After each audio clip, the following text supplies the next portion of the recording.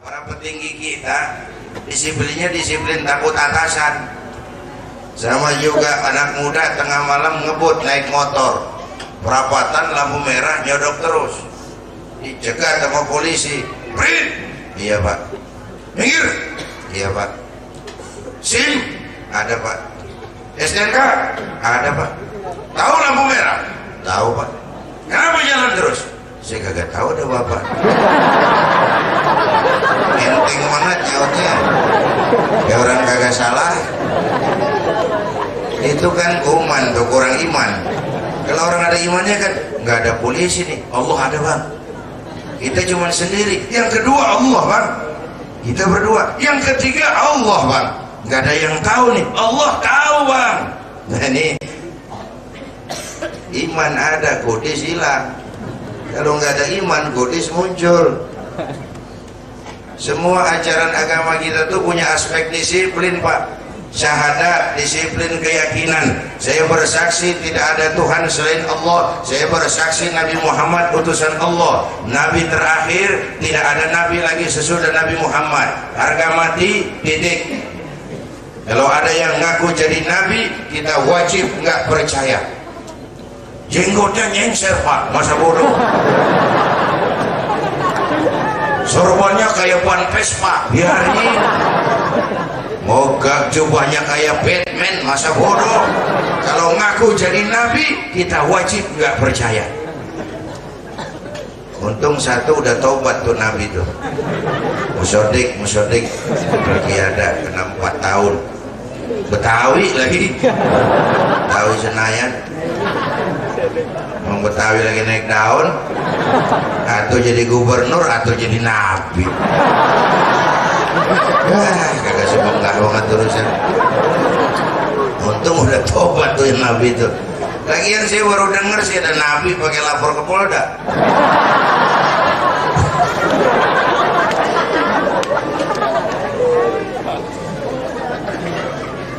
Bukan zaman sekarang doang, dari Nabi masih ada juga Nabi palsu mau dengan tayangan bu. Yang namanya Musailamah Al-Kazzab, yang namanya Abdullah bin Ubay bin Salul. Nabi-nabi di zaman Nabi masih hidup sampai gini hari. Bahkan menurut catatan Bakor Pakem, Badan Koordinasi Pengawas Aliran dan Kepercayaan Masyarakat, nggak kurang dari 100 nabi pernah muncul di Indonesia ngaku dari dulu sampai sekarang. Barengan Musodik ada lagi di Bandung tuh, namanya Sayuti. Aku jadi nabi, Sayuti, Bang Cukur. Aku jadi nabi, dapat wahyu katanya. Di perbatasan Jawa Barat, Jawa Tengah, Losari, Tegal tuh pernah muncul agama namanya agama Jasun, Jawa Sunda, Jasun. Nabinya Tugimin. Ini wajah catatan di Bakor Pakem tuh, Nabi Tugimin. Jadi kiai aja kurang resep dipanggil Al-Mukarram, dia Tugimin. Enteng bener. Apalagi jadi Nabi. Selawatnya agak resep banget selawatnya. Kalau kita kan enak. Ya Habibi ya Muhammad, asyik kita dengar. Coba yang tadi itu, ya Habibi ya Tugi, agak enak benar.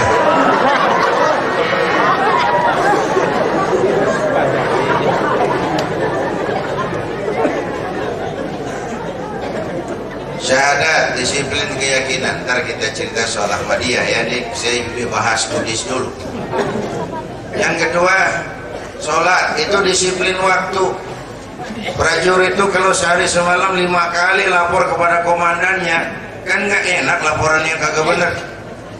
Kita minimal sehari semalam 5 kali diri di depan sang maha komandan, lapor. Disiplin sholat, puasa, apa itu? Disiplin makan dan minum. Yang halal saja pakai manajemen, yang halal saja masih diatur. Jangan mentang-mentang halal, ojo mentang-mentang halal lalu sakarepmu dewe ngono ya ngono ning, ojo koyo ngono.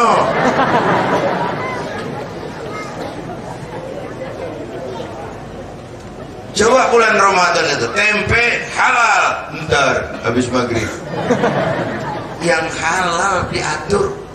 Tahu halal, air kelapa halal, habis maghrib. Ntar habis maghrib. Bini sendiri halal, ntar habis terawih. Habis terawih legaan dikit. Habis maghrib malu assalamualaikum doang loh.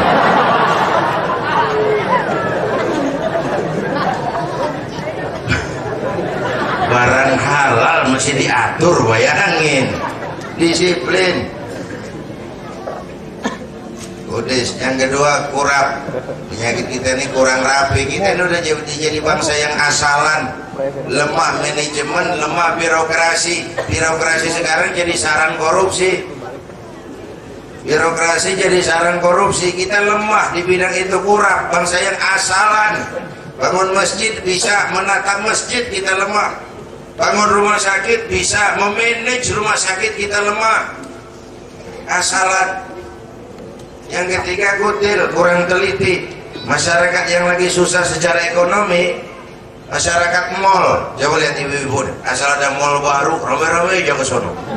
Ntar belah sono buka, rame-rame dia ke sono, kagak belanja. Ke sono heran, kemari kagum gitu doang, numpang heran doang. Ayo lo ngaku lo.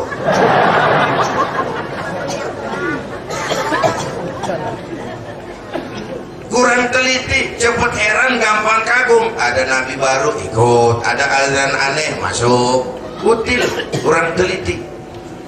Makanya saya sering cerita, ada tabrakan di jalan satu hari, keras sekali, buah, korban jatuh belepotan darah, orang pada merubung banyak bener. Ada wartawan mengambil gambar dari dekat, susah, banyak bener orang, nyari akal nih wartawan. Tolong saya dikasih jalan ke dekat korban. Orang pada nengok semua. Saudara siapa? Saya bapaknya korban. Dia ngaku bapaknya korban. Orang minggir semua. Minggir, minggir. Ini ada bapaknya korban. Orang minggir semua. Maju nih wartawan ke depan. Sampai di depan korban, pucat mukanya si wartawan. Kenapa? Yang ketabrak anak monyet.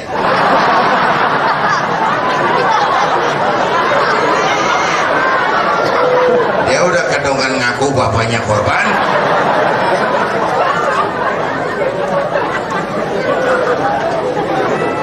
Ini cerita pendek tapi pesannya dalam.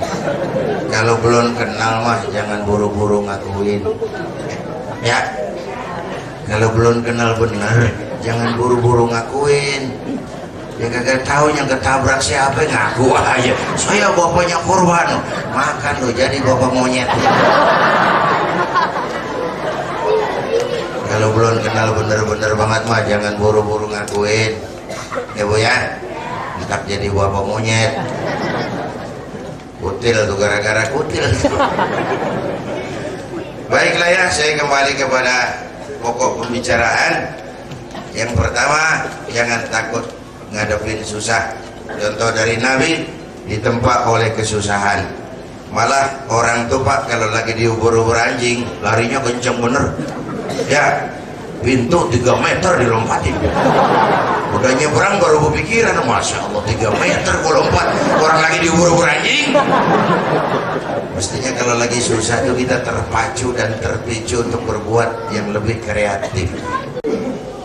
Satu deh tuh. Yang kedua, contoh dari baginda Nabi, ibadahnya luar biasa. Satu-satunya manusia yang sudah mendapat jaminan ampun dari segala dosa cuma baginda Nabi orangnya. Liyaghfira lakallahu ma taqaddama min dzambika wa ma ta'akhkhar. Muhammad, dosamu yang dulu, yang sekarang, yang bakal datang kalau ada, semua sudah diampuni Allah. Tapi orang yang sudah dapat jaminan ampun ini, kalau sembahyang malam sampai bengkak kakinya karena rajin sujud. Saya tahu di sini juga banyak yang kakinya bengkak. Kesleo. Nah, saudara-saudara, saya kira lihat masjid kita nih bagus, besar, alhamdulillah, istiqomah, masjid tertua di daerah kita nih. bagus besar, sholat berjamaahnya selalu penuh, terutama subuh. Saya tahu, saya subuh sering lewat sini. Kalau udah subuh penuh sampai keluar,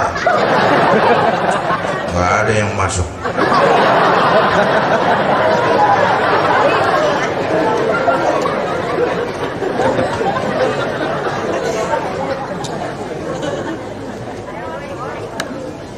Saya mau tarik lagi pada kekinian.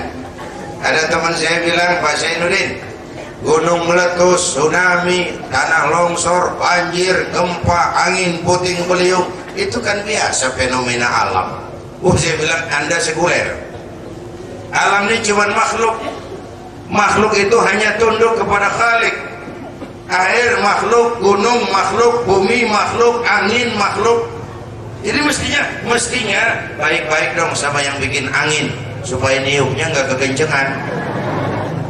Baik-baik sama yang bikin gunung, supaya dia nggak meletus. Baik-baik sama yang bikin air, supaya datangnya seperlunya. Baik-baiknya bagaimana? Na'budu yang benar, baru nasta'in. Kalau na'budu benar, nasta'innya tokcer. Ini janji Fatihah. Hanya kepadamu kami menyembah, hanya kepadamu kami mohon pertolongan. Kalau nyembahnya beres, pertolongan pasti datang. Kalau na'budu benar, nasta'innya tokcer. Na'budu dulu, baru nasta'in. Ya Bu, kerja dulu, habis bulan baru minta gaji, pasti dibayar. Ya Pak, ya Pak. Ceramah dulu, ntar pulang aku salah. Jadi kebelecok begini ngomong. Salah itu mah, jangan dipikirin. Orang lagi salah.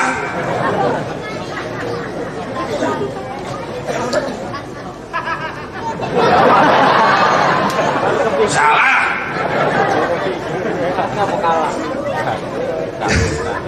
Saudara-saudara, dari mana itu? Terinspirasi dari ayat Quran. Wa ma kana Allahu mu'adzibahum wa hum yastaghfirun.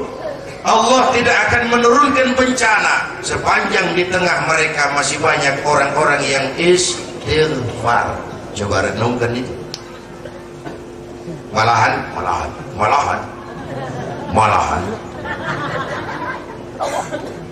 Ada hadis qudsi, Allah bilang begini, inni la ahammu bi'adzabi ibadi.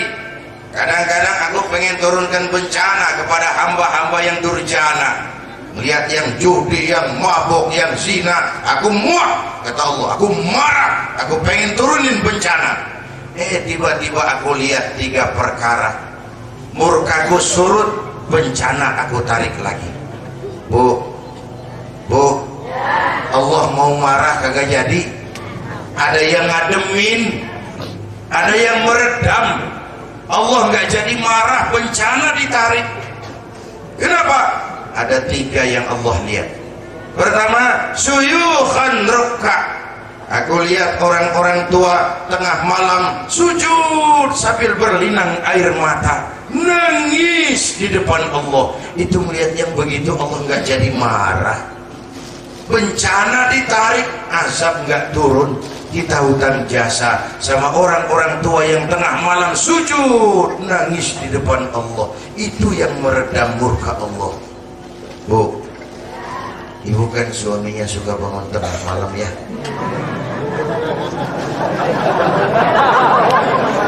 Jawabannya nggak ngeyakinin. Bangun sih bangun, kencing dong.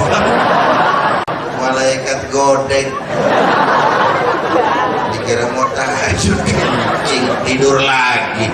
Kata malaikat, sialan. Hampir salah tulis gue ini.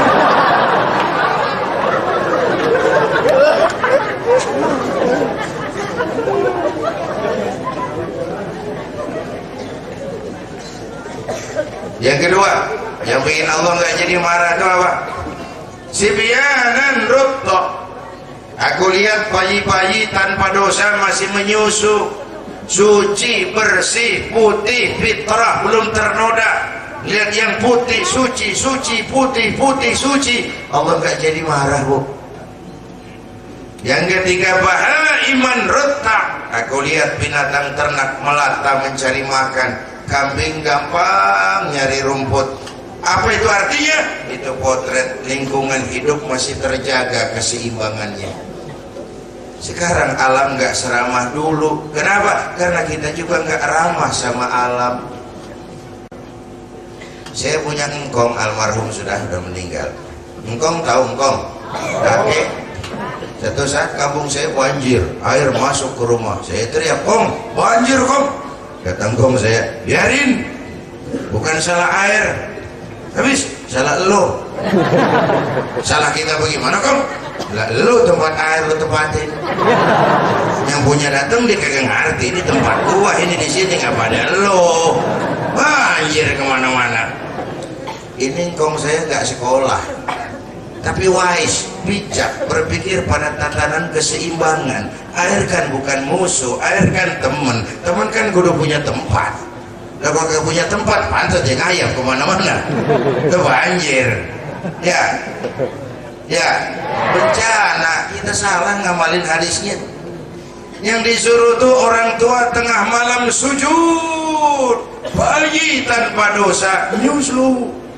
Sekarang bayi tanpa dosa dibuang ke tempat sampah gara-gara orang tua tengah malam nyusu. Terbalik. La haula wala quwwata. Yang disuruh orang tua bayi tanpa dosa nyusu. Ini mah akibat pergaulan bebas, bayi tanpa dosa dibuang ke tempat sampah gara-gara orang tua tengah malam.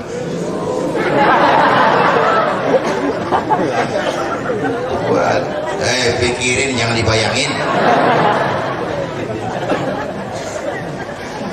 Saya balik lagi kepada ayat yang saya sampaikan di awal tadi. Wa ma kana Allahu mu'adzibahum wa hum yastaghfirun.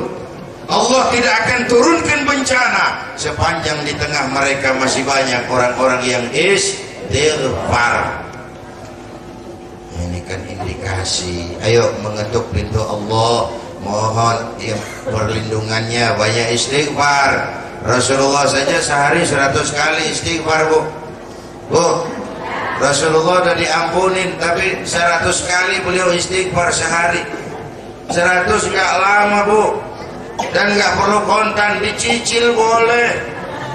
Habis sembahyang subuh, astagfirullah, astagfirullah, astagfirullah, astagfirullah,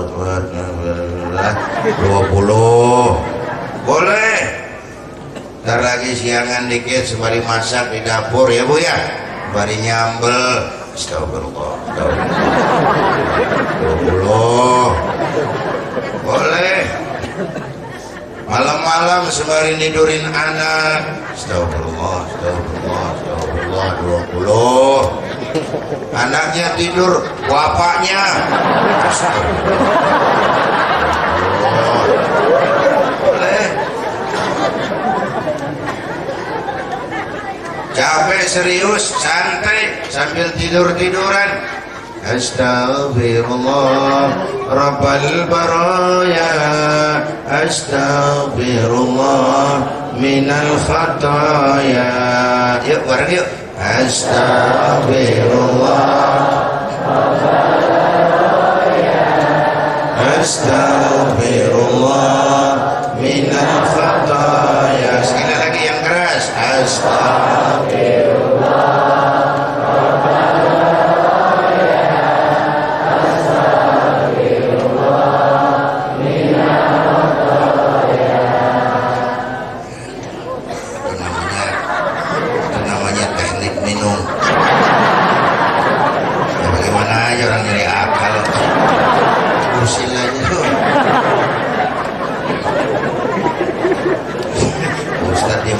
Dikerjain juga. Bapak Ibu hadirin yang saya hormati, dengan maulid ayo tingkatkan ibadah, karena semua kita perantau di bumi Allah ini. Perantau bakal pulang kan? Maka orang yang selesai hidup di dunia disebut telah pulang ke rahmatullah. Pulang sebenarnya enak Pak, pulang sebenarnya senang, Bu. Saya kasih contoh. Dulu waktu kita SD ada pelajaran yang kita nggak demen, Pak. Gurunya galak. Pas pelajaran dia ada pengumuman, Bapak guru tidak masuk sekolah, anak-anak boleh pulang. Guru seneng nggak? Kenapa senang? Karena pulang. Jadi orang pulang senang. Nanti acara ini selesai kita pulang ke rumah masing-masing. Seneng nggak? Senang. Lebaran masyarakat pulang mudik. Seneng nggak? Senang. Nanti selesai hidup di dunia kita pulang kepada Allah. Seneng nggak? Dia ragu-ragu. Mau bilang senang takut besok. Lu nggak konsekuen loh. Mestinya sih senang orang pulang, kenapa nggak senang? Apa yang bikin berat? Dua. Pertama, pisah. Kita ini sering mencintai sesuatu berlebihan, berakar di hati. Waktu datang saat pulang kita nggak siap pisah, pulang jadi susah, nggak enak. Tapi kalau cinta Allah sepenuhnya, cinta alam sekedarnya, pulang mah enak. Karena pulang artinya ketemu Allah. Tuh, yang kedua bekal nggak cukup, kebelangsak mau pulang gak bawa bekal, susah di jalan, ya Bu ya. No, bakal mati no. Mati. Bapak-bapak nih, bakal mati nggak? Mati. Balura, mati. Macamat, mati. Saya, belakangan. Enak aja. Kalau saya mah terserah, saya mah ikhlas. Kapan aja.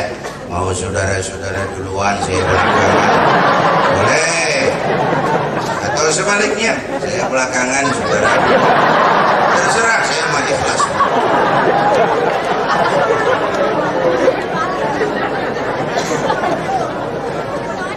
Takut mati, Pak, jangan hidup.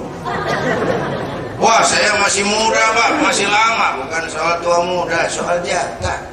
Maut mah aneh, kadang-kadang kakeknya seger buger, cucunya mati. Ada yang model begitu? Banyak. Muda, cantik, terkenal, mati. Nike Ardila mati. Lebih dulu dari Pak Tile. Pak Tile belakang. Nike Ardila. Alda mati. Alda mati. Gak bisa nanti dikubur Alda ditanya sama Munkar Nakir, Man Rabbuka? Lalu dia jawab, aku tak biasa.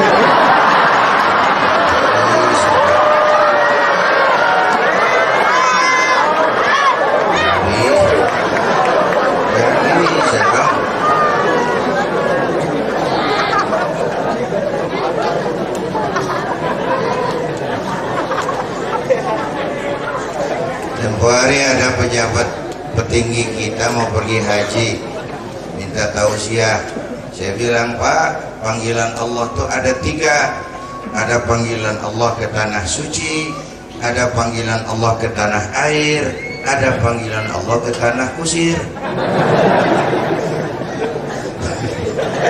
Panggilan Allah ke tanah suci haji namanya.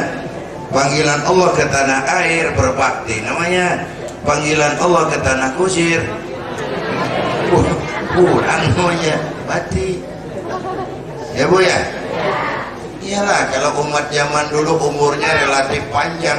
Nabi Nuh 950 tahun, umatnya rata-rata segitu. Kita kalau nyontoh Nabi, beliau wafat umur 63, baginda Rasul ini 60. Kalau nyontoh Nabi, jatah kita 63, Pak. Kalau malam ini kita sudah 50 tahun, tinggal 13. Waspada. Kalau malam ini kita Ana sudah 62 tahun 11 bulan.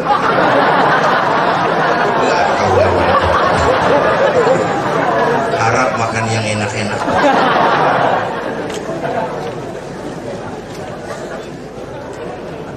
Bapak Ibu hadirin yang saya hormati, maut nggak pakai abjad. Kalau pakai abjad enak, gampang nungguin. Tahun ini yang mati A, tahun depan B, tahun depannya lagi C, lalu D, terus tahun berikutnya E, kemudian F. Saya Z. Belakangan lah. Nah, belakangan juga repot, siapa yang ngurusin? Orang udah habis.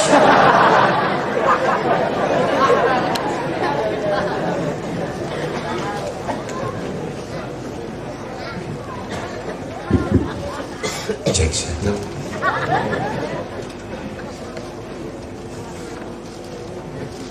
Bapak Ibu hadirin, karena itu saya terkesan dengan ungkapan Imam Al-Ghazali.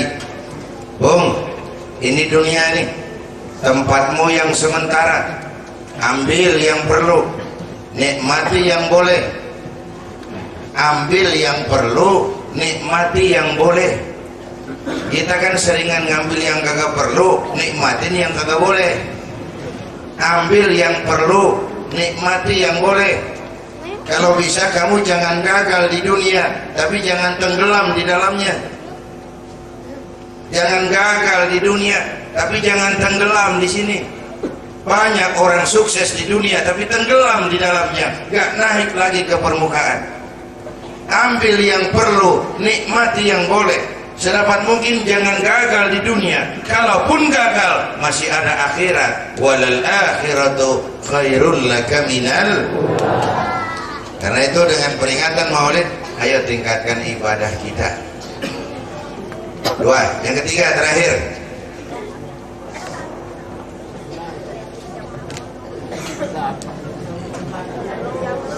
Bu, orang pidato itu kerja keras loh. Coba ibu lihat, ini kaki diri nahan berat badan, otak mikir terus, ngomong apa lagi, tangan bergerak, mulut teriak, urat leher merentem, seluruh organ tubuh kerja. Udah 1 jam lebih, yang dengerin masih terus. Lu pendengar yang begitu yang bikin kiai pada cepat mati.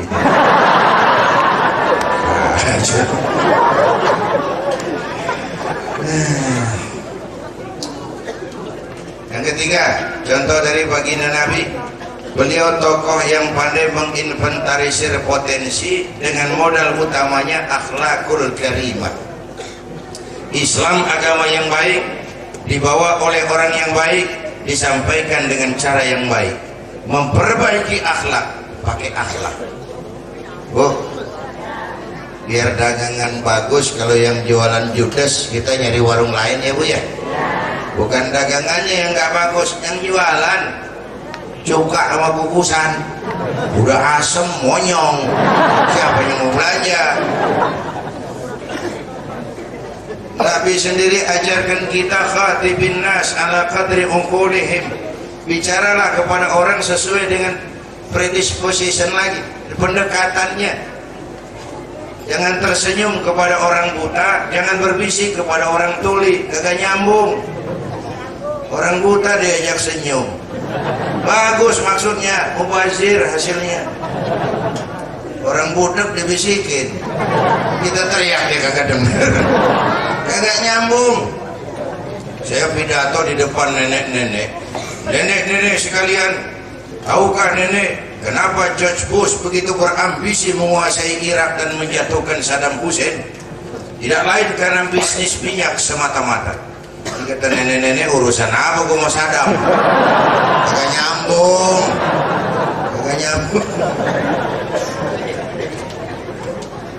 Memperbaiki akhlak, pakai akhlak. Akhlaknya dipuji oleh Allah. Wa innaka la'ala khuluqin azim. Mau sukses di masyarakat, utamakan akhlak.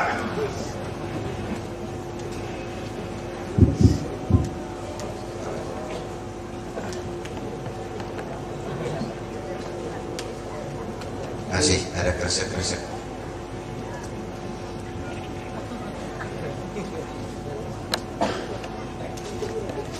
cek 1 2.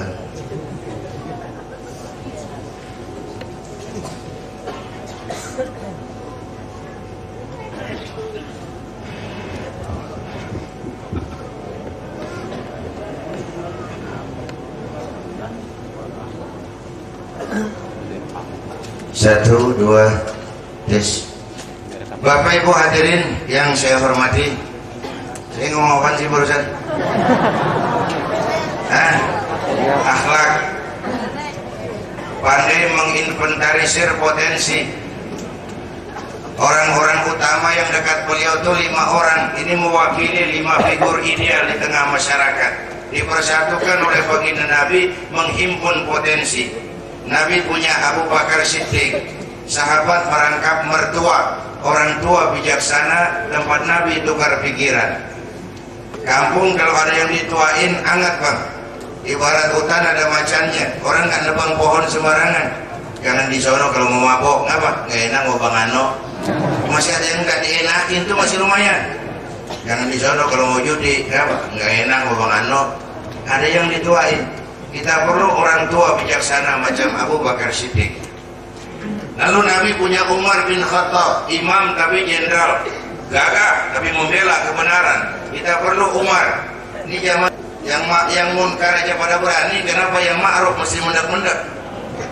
Harus ada Umar baru yang gagah tampil membela kebenaran.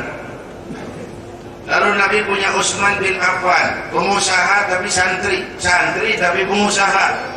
Kampung bakal maju kalau punya Utsman. Ini kan masjid ini bagus ini kan gara-gara ada yang jadi Utsman nih. Ya, dengar satu orang aja nih. Itu mental Utsman. Kalau nyari Abu Bakar sama Umar gampangan dikit. Dari Utsman yang rada susah. Bangun masjid ini nggak cukup pakai takbir. Allahu Akbar, kubah turun. Agak ada loh, kudu beli semen, beli pasir, kudu ngecor. Perlu Utsman. Majelis taklim bakal maju kalau punya Utsman. Penyandang dana maksudnya ngarepin jamaah dong, merepot dia ngaji 3 pojokan. Nyatu ngempet, nyatu uap, nyatu pulas. Ustaz pegel deh.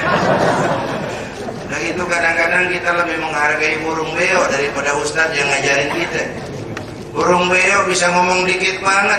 Assalamualaikum, assalamualaikum. Ngerti kagak, fasih kagak beo. Assalamualaikum, assalamualaikum. 1 juta. Beo, assalamualaikum, assalamualaikum. 1 juta dibayar. Beo, ustadz yang ngajarin kita di masjid pengajian. Assalamualaikumnya cakep banget. Baca kitab selembar, nerangin, meniran mulut. Pulang 16.000. Udah gitu sendalnya hilang lagi. Gampang bener urusan.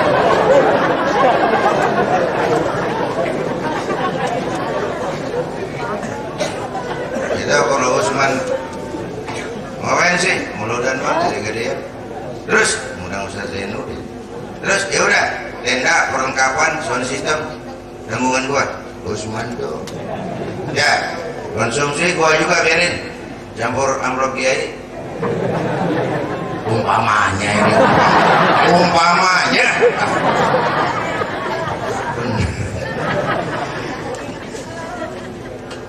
Yang keempat, Nabi punya Ali bin Abi Thalib, tokoh muda yang intelek. Kita bakal maju kalau anak-anak muda kita macam Ali.